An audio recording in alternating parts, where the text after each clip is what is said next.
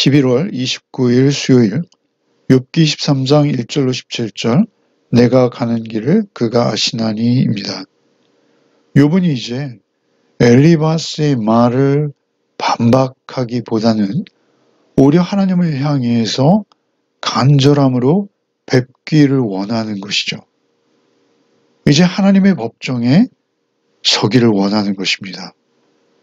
오히려 자신의 이 현실 가운데 겪고 있는 이 고통스러운 모든 상황들을 하나님께서 해석해 주시고 결국 하나님 안에서는 이 상황조차도 오히려 더욱 영광스러워지고 이제 자신의 미래에 대한 소망을 그가 가지기도 하는 것이죠. 먼저 1절로 9절을 읽겠습니다. 욥이 대답하이르되 오늘도 내게 반항하는 마음과 근심이 있나니 내가 받는 재앙이 탄식보다 무거움이라. 내가 어찌하면 하나님을 발견하고 그의 처소에 나아가랴. 어찌하면 그 앞에서 내가 호소하며 변론한 말을 내 입에 채우고 내게 대답하시는 말씀을 내가 알며 내게 이르시는 것을 깨달으랴. 그가 큰 권능을 가지시고 나와 더불어 다투시겠느냐? 아니로다. 도리어 내 말을 들으시리라. 거기서는 정직한 자가 그와 변론할 수 있은즉 내가 심판자에게서 영원히 벗어나리라. 그런데 내가 앞으로 가도 그가 아니 계시고 뒤로 가도 보이지 아니하며 그가 왼쪽에서 일하시나 내가 만날 수 없고 그가 오른쪽으로 돌이키시나 배울 수 없구나. 욥이 이제 엘리바스에게 대답하는 것이죠. 1절에 욥이 대답하여르되 오늘도 내게 반항하는 마음과 근심이 있나니. 그러니까 엘리바스의 말에는 절대 동의할 수 없다라는 것이죠. 반항하는 마음과 오히려 근심이라는 것이죠. 자신의 반응은 절대 반항이라는 것이죠. 그도 그럴 것이 22장 엘리바스의 말 가운데 욥을 정죄하는 것이 지나쳐 마치 욥이 범죄 현장을 엘리바스가 옆에서 가까이 지켜본 것처럼 말하고 있어요. 22장 5절에 내 악이 크지 아니하냐? 내 죄악이 끝이 없느니라? 까닭없이 형제를 볼모로 잡으며 헐벗은 자의 의복을 벗기며 목마른 자에게 물을 마시게 하지 아니하며 줄인 자에게 음식을 주지 아니하였구나. 22장 9절에는 너는 과부를 빈손으로 돌려보내며 고아의 팔을 꺾는구나. 하나님은 고아와 과부의 하나님이십니다. 아버지이십니다. 그런데 고아의 팔을 꺾는다? 이러한 것들은 욥에게 너무 지나친 표현이고 욥이 절대 이러한 일을 행한 바가 없습니다. 그래서 지금 23장 2절에 반항하는 마음과 근심이 있다라고 표현하는 것이죠. 내가 받는 재앙이 탄식보다 무거움이라. 이 재앙이 내가 지금 탄식하는 것보다도 훨씬 심각하다, 심하다.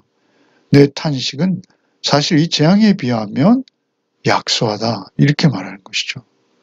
3절에 내가 어찌하면 하나님을 발견하고 그의 처소에 나아가랴. 간절함으로 하나님 뵙기를 원하고 있어요. 불가능하다는 것을 알고 있어요. 그러면서도 4절에 어찌하면 그 앞에 내가 호소하며 변론할 말을 내 입에 채우고 내게 대답하시는 말씀을 내가 알며 내게 이르시는 것을 내가 깨달으랴. 그렇게 하나님 앞에 나아가서 변론하고 하나님의 법정에서 주고받고 싶은 것이죠. 6절에 그가 큰 권능을 가지시고 나와 더불어 다투시겠느냐? 아니로다. 도리어 내 말을 들으시리라. 하나님께서 그 법정에서 나와 다투실 것 같으냐? 그 전능하시고 권능이 무한하신 하나님이 나와 같은 일개 인간과 다투시겠느냐? 아니다. 도리어 내 말을 들으시리라. 그러니까 욥이 기대하고 있는 것은 무엇이죠? 하나님께서 욥의 이 말을 변론을 들어주실 것이다라는 것이죠. 도리어 다투기는커녕 아니로다 도리어 내 말을 들으시리라. 무고하게 사실은 자신의 삶과 비교할 수 없을 만큼 큰 고난을 당하는 자가 쏟아내는 이 호소, 절절한 호소, 그 내뱉는 호소를 하나님께서는 들어주신다라는 것이죠. 그만큼 하나님은 자비로우시고 사랑의 하나님이시라는 것입니다. 아니로다. 나와 더불어 다투시겠느냐? 아니로다. 도리어 내 말을 들으시리라. 들어주신다는 것이죠. 거기서는 정직한 자가 그와 변론할 수 있은즉 내가 심판자에게서 영원히 벗어나리라. 영원한 자유를 얻을 것이라는 것이죠. 그런데 여기서 우리가 주목해야 될 것은 무엇이냐면요. 7절에 거기서는입니다. 거기서는 정직한 자가 그와 변론할 수 있은즉, 여기서는 지금 그분을 배울 수도 없고 만날 수도 없고 변론할 수도 없으나 거기서는 정직한 자가 하나님과 그와 변론할 수 있다. 하나님과 대화할 수 있다. 실존 가운데 하나님과 이야기할 수 있는 곳이 있다는 것입니다. 그렇다면 이 7절 거기서는 어디일까요? 우리가 지난 주일 말씀 본문을 나눴습니다만 19장 26절에 내 가죽이 벗김을 당한 뒤 이런 표현이 있죠. 육체 밖에서 하나님을 보리라 이런 표현이 있습니다. 욥은 그렇게 자기 죽음 이후의 세계를 내다보고 있어요. 거기서는 정직한 자가 그와 변론할 수 있은즉 내가 심판자에게서 영원히 벗어나리라. 나 이제 심판대를 통과해서 거기서는 하나님과 변론하고 이야기할 수 있을 뿐만 아니라 이런 심판의 눌림으로부터 영원히 자유함을 얻게 될 것이다. 놀라운 것이죠. 거듭 말씀드리지만 욥은 족장시대의 인물입니다. 그럼에도 불구하고 이 고난 가운데서 그의 절절함 가운데서 그가 하나님의 영원한 나라를 분명히 또렷이 인식하고 있다라는 것이죠. 그럼에도 불구하고 그는 또 탄식합니다. 이어지는 8절 그런데 내가 앞으로 가도 그가 아니 계시고 뒤로 가도 보이지 아니하며 그가 왼쪽에서 일하시나 내가 만날 수 없고 분명히 내 왼편에서 하나님은 지금도 일하고 계심에도 불구하고 나는 그분을 만날 수 없어요. 왜 그렇습니까? 아직 거기가 아니기 때문에 그렇습니다. 왼쪽에서 일하시나 내가 만날 수 없고 그가 오른쪽으로 돌이키시나 배울 수 없구나. 아니 탄식하는 것이죠. 거기서 정직한 자, 자신은 정직한 자라고 스스로 말하고 있죠. 사실 그는 하나님께서도 우리가 잘 알고 있던 1장과 2장에서 그는 온전하며 정직하여 모든 악에서 떠난 자라고 이미 평가를 받고 있는 그런 상태이죠. 최소한 그는 거짓말을 하는 자가 아닙니다. 정직한 자입니다. 그 정직한 자로서 그는 하나님 뵙기를 간절히 소망하다가 다시 현실 세계 속에서 절망하는 것이죠. 그러다가 다시 또 하나님 앞에 자신의 무죄를 주장하고 있습니다. 10절부터 읽겠습니다. 그러나 내가 가는 길을 그가 아시나니 그가 나를 단련하신 후에는 내가 순군같이 되어 나오리라. 내 발이 그의 걸음을 바로 따랐으며 내가 그의 길을 지켜 치우치지 아니하였고 내가 그의 입술의 명령을 어기지 아니하고 정한 음식보다 그의 입의 말씀을 귀히 여겼도다. 지금 욥은 자신의 무죄를 주장하고 있는 것입니다. 10절에 그러나 내가 가는 길을 그가 아시나니 내가 앞에서도 그를 만날 수 없고 뒤로 가도 만날 수 없고 왼쪽에서 일하시나 만날 수 없고 오른쪽으로 돌이키나 배울 수도 없는 이런 상황. 그러나 그럼에도 불구하고 하나님께서는 내가 가는 길을 알고 계시다라는 것이죠.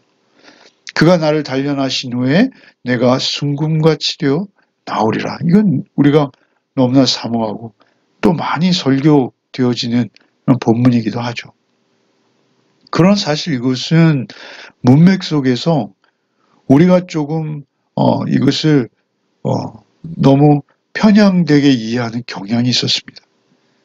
그가 나를 단련하시면 내가 순금같이 나오리라라는 이 말씀은 우리가 어떤 회개를 통해서 정결하게 되어지거나 또는 어떤 고난을 통해서 성숙해지거나 뭐 이런 느낌으로 받을 수도 있겠으나 그거보다는 자신의 무죄를 주장하는 것입니다. 이 본문을 23장 10절을 공동번역은 그는 나의 걸음을 아시나니 털고 또 털어도 나는 순금처럼 깨끗하리라 이렇게 번역하고 있습니다. 표준 세번역본은 이렇게 번역하고 있죠. 하나님은 내가 발 한 번 옮기는 것을 다 알고 계실 터이니 나를 시험해 보시면 내게 흠이 없다는 것을 아실 수 있으련만 이렇게 번역하고 있어요. 그러니까 자신의 무죄를 주장하는 문맥이죠. 그럼에도 불구하고 이 고통, 이 환난을 통해서 욥이 그의 생각이나 그의 사고의 이런 폭이 굉장히 넓어지고 성숙해지는 것은 사실이죠. 그러나 원문에는 순금같이 되어 나오리라 이 되어 뭐 이런 단어 여기에 해당하는 단어가 없다라는 것이죠. 어찌되었던 욥은 지금 자신이 하나님 앞에 무죄하다는 것을 강력하게 주장하고 있어요. 그 이유가 11절과 12절에 설명되는 것이죠. 왜 무죄하냐면요. 자기가 이러한 인생을 살아왔다는 것입니다. 11절에 내 발이 그의 걸음을 바로 따랐으며 내가 그의 길을 지켜 치우치지 아니하였고 내가 그의 입술의 명령을 어기지 아니하며 정한 음식보다 그의 입의 말씀을 귀히 여겼도다. 바르게 따랐고 좌우로 치우치지 아니하였고 그 명령을 어기지 아니하였고 음식보다도 하나님의 말씀을 더 귀히 여겼다는 거예요. 그렇게 하나님께서 이 시험이 끝나면 나에게 더 흠이 없다는 것을 아시게 될 것입니다. 내가 정말 순금 같은 자인 것을 하나님께서도 인정하실 것입니다. 이렇게 말하고 있는 것이죠. 사실 이것은 욥의 간절한 열망이기도 하고요. 또 이것은 우리가 잘 알고 있듯이 38장 이후에 42장까지 이제 이것이 어떻게 실현되어지는지 우리는 곧 확인하게 될 것이죠. 하나님께서는 욥을 그렇게 친구들의 말처럼 꾸짖지 않으시죠. 오히려 친구들이 꾸짖음을 당하고 욥 앞에 번제물을 가져와서 사죄를 구해야 되는 그런 상황이 되는 것이죠. 욥은 하나님 앞에 오히려 참으로 정금 같은 그러한 존재로 인정되어지는 것을 우리는 확인하게 될 것입니다. 욥은 이 상황 가운데서도 하나님의 절대적인 주권을 인정하고 있는 것이 13절 이후죠. 13절부터 읽겠습니다. 그는 뜻이 일정하시니 누가 능히 돌이키랴. 그의 마음에 하고자 하시는 것이면 그것을 행하시나니 그런즉 내게 작정하신 것을 이루실 것이라. 이런 일이 그에게 많이 있느니라. 그러므로 내가 그 앞에서 떨며 지각을 얻어 그를 두려워하리라. 하나님이 나의 마음을 약하게 하시며 전능자가 나를 두렵게 하셨나니 이는 내가 두려워하는 것이 어두움 때문이나 흑암이 내 얼굴을 가렸기 때문이 아니로다. 13절에 그는 뜻이 일정하시니 누가 능히 돌이키랴. 뜻이 일정하다라는 것은 뜻을 정하셨다라는 것입니다. 그 뜻이 일정하시니 누가 능히 돌이키랴. 이미 하나님께서 결정하신 뜻을 누가 바꿀 수 있겠느냐? 없다라는 것입니다. 그의 마음이 하고자 하시면 행하신다는 것입니다. 하나님이시다라는 것이죠. 하나님의 절대적인 주권을 누가 어떻게 할 수 있느냐라는 것입니다. 14절에 그런즉 내게 작정하신 것을 이루실 것이라. 내게 작정하신 것도 역시 하나님께서는 단숨에 이루시는 분이시다. 이런 일이 그에게는 많이 있느니라. 이런 일, 자기가 지금 겪고 있는 이 일들 말이죠. 이런 일이 그에게는 많이, 하나님에게는 많이 있다. 우리의 상식과 이성으로 납득할 수 없는 참으로 의롭고 정직한 자가 당하는 이런 고난, 고통, 이러한 일, 우리의 전통적인 규범적인 지혜로든 해석이 안 되는 일, 인과응보의 논리, 곧 잠언의 말씀만으로는 해석이 안 되는 이런 일이 그에게는 많이 있느니라. 이것은 하나님의 절대 주권을 인정하는 것이죠. 하나님께서 나에게 어떠한 일을 베푸신다 하더라도, 나에게 어떠한 일이 발생되어진다 하더라도 하나님께는 이것은 사소한 일이고 하나님께서 정하신 일은 하나님께서 하시는 것이다. 그것이 하나님이시다. 라는 것이죠. 15절에 그러므로 내가 그의 앞에서 떨며 지각을 얻어 그를 두려워하리라. 내가 이런 지각을 얻었기에 내가 하나님 앞에서 두려울 수밖에 없는 존재, 하나님을 경외할 수밖에 없는 나는 인간이다. 16절에 하나님이 나의 마음을 약하게 하시며 정자가 나를 두렵게 하셨나니. 하나님께서 이렇게 하시는 일들에 대해서 나는 이런 방구 가타부터 이야기할 그럴 상황도 그러할 존재도 못 된다. 이건 자기 부인에 가까운 것입니다. 17절에 이는 내가 두려워하는 것이 어두움 때문이나 흑암이 내 얼굴을 가렸기 때문이로다. 그러니까 사실은 자기가 하나님 앞에 큰 두려움에 빠져 있다라는 것이죠. 이러한 자기의 지금까지의 환경, 흑암이 내 얼굴을 가리고 어둠이 내 주변에 이렇게 가득하. 이것만이 아니라 내가 하나님을 전적으로 하나님으로 인정하기에 하나님의 주권 앞에서 나는 두려워하고 있노라. 이렇게 고백하고 있다라는 것이죠. 그렇습니다.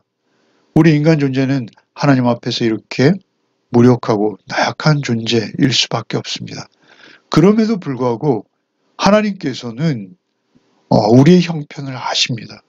우리가 가고 있는 길을 아십니다. 세상은, 인간은, 사람은 우리를 모릅니다. 그리고 우리는 늘 사람과 사람 사이에는 완전한 이해나 알미라는 것은 존재하지 않습니다.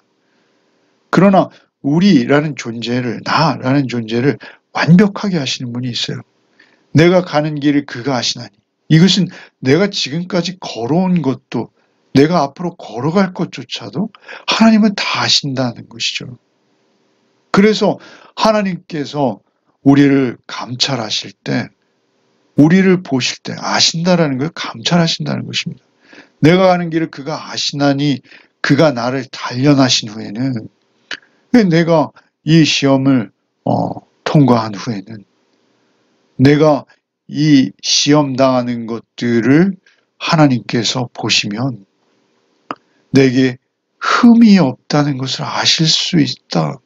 굉장한 하나님 앞에서의 정직함인 것이죠. 그리고 최선을 다하는 그의 삶의 태도를 우리는 금세 알 수 있는 것이죠.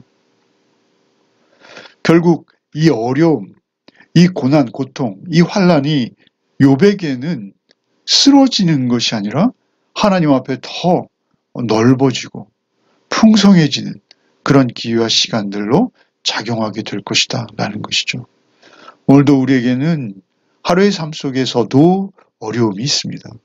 우리 인생 전체를 놓고 볼 때도 풀리지 않는 것들이 너무나 많이 있습니다. 그럼에도 불구하고 하나님께서는 다 아실 뿐만 아니라 하나님의 절대 주권으로 우리를 붙드시고 우리의 삶을 하나님 홀로 인도하고 계신다라는 것을 잊지 맙시다. 그리고 하나님께서 결국 우리를 심판하실 분이심을 알기에 우리는 그 하나님 앞에 늘 도움을 구하고 또 기도하는 마음으로 하나님 앞에 우리의 삶을 사는 것이죠. 오늘도 하나님 앞에서의 삶을 살아내는 복이 있으시길 바랍니다. 기도하겠습니다. 주님, 감사합니다. 오늘도 주의 말씀으로 또 하루를 시작하게 하시니 감사합니다. 주님, 우리의 걸어온 길, 우리의 걸어갈 길 주께서 홀로 모두 아십니다.